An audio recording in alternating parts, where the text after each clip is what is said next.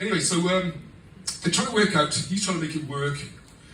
Thomas, the English have got to win this, right? Because you got revolutionary France saying that we can do better than the old regime, than the old kings and everything. And the old kingdom's like, well, we've got to beat them, we've got to win this, we've got to win this. Let's get the cleverest guy we know, Thomas Young, you'll to our side, to dispute Champollion and be the first to crack the hieroglyphs. So it's a real race. Thomas Young, total respect to him, because that was the whole thing, you have to do like hieratics first, all these weird ideas they had. He turned around and said, we can't do it because we don't know the language. We can't do it, it's not a solvable problem. And he applied maths, number of letters, number of things, and all this kind of stuff. You can't do it if you don't know the language at the end, so I can't prove a solution. And he walked away from it, fairness to him. Champollion couldn't walk away, as I've explained, and he's also a bit obsessed.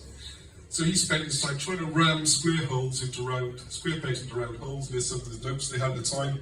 They were just guessing, and they weren't even guessing close. And I'll just give one example.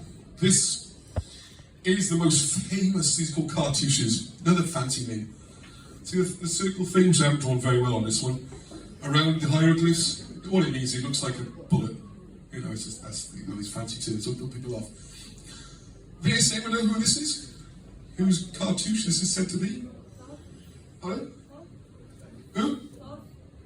Oh, Thoth! No, good guess though. Anyone else? Who's the most famous Egyptian pharaoh? Ramses, yeah. Tukhanu is no good, actually. Ramses, I think he's the most famous, isn't he? Anyway, Ramses is the one on this one, anyway. So, the problem was, this is what we have to think about. This thinking is the key with all this. What's called a false dichotomy, which everyone in this room knows about. False dichotomy. You've got to choose. It's either that answer, or it's that answer.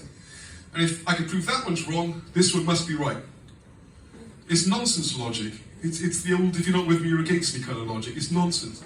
You had two arguments. Thomas Young was saying, look, this theory you've got might work some of the time. It's not going to work with Egyptian names, right? It'll only work with modern Greek names and this kind of ridiculous argument they were having. Thomas Young was pretty close, actually, in fairness. And then Champollion went, I know this is Ramses. He predates all that. If I can prove this one, I prove my theory. So what he's done, I get shot in the ear again. He's gone, right, well I know this is a Ra, that's the sun. By the way, in Welsh, still sun. Sun in Welsh is a Ra, or a Ra, they say, that's just a pronunciation thing. It's R-H-A, Ra.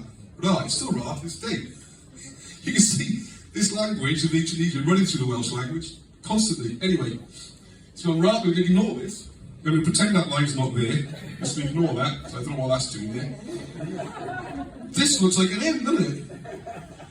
What a bit of luck, you've got ancient Egypt using the letter M, it's fantastic. And I know this is a S sound because it's at the end of the ones they tried to work out, like, what's the first ones they had? Alexander, for example, Alexandros and Ptolemies, and people like that. So you've gone, right, so I've got R, M, S, S. Ramses!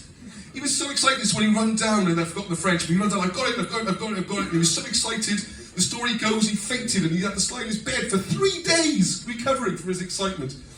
So that was it. He proved that it worked on an old Egyptian name. Therefore, Thomas Young, all that thing you said about it not working, out you go, because I proved this. And also, this is the disaster, the big disaster in all. It also proves there's no vowels in hieroglyphs. And this is just the maddest thing, because the first name they translated was Alexandros. There's bloody A at the start of it. There's like 4 vowels. How could it suddenly say there's no vowels? It's mad. But Ptolemies, right? There's like 4 or 5 vowels. No. What's the other one? What's the famous queen? Cleopatra.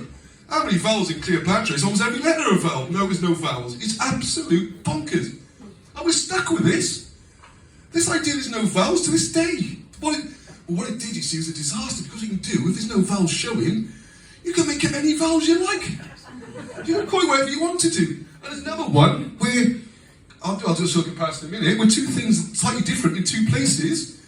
Brilliant! That means we can give them different meanings in different places. We can call them whatever we like, and that's the madness we're in. Just to go through quickly on the Welsh, oh my goodness, I've dropped myself in it now, because I've got your notes in front of me, but we'll have a go. There's Ra, as in the power, the sun. Some people think this is, what is this? It's the sun. I've got a feeling, look at them, quite a lot of them, that that's the sun. Because people think they were sun worshippers. Actually, they believe the sun was where the gods lived. So when someone dies, I think the dot appears to say he's now up there in the sun. And before you haven't had the dot, that's a side issue. This is a place. There's a place we're standing on. Ma, the place. So you've got Ra, Ma. This is Venom, because it's root festivals. See little turnips growing out of the ground on their roots. So it's a venom. This is, they always agreed, bind all the way back. This is a cloak draped over the back of a chair, which in Welsh is segan, so you've got se. So it's Rame says. It works perfectly. No problem at all. You've got your vowels, everything. Because the other thing they got caught up in is English language. You have consonants in vowels, whereas in this, quite often the sound will have the vowel attached. So ra, you don't need to put nay as well, because it's ra, it's an R, it's got an R, it's a ra sound, so it sounds a bit like shorthand, it sounds rather than spelling, okay? And the great thing is then, if you look at it, I forgot my button is, oh my goodness. So the great thing with the hieroglyphics, which makes it work brilliantly, is you can read it. So you've got the power of this place, the keeper, and then certainty, certain. That's the certainty. So you can read these as sentences. Just both. The sad thing is the cartouches are misleading because you think they just spell names, but they don't, they're sentences. So once you get outside that, you're not going to worry about the words, they just read the sentences.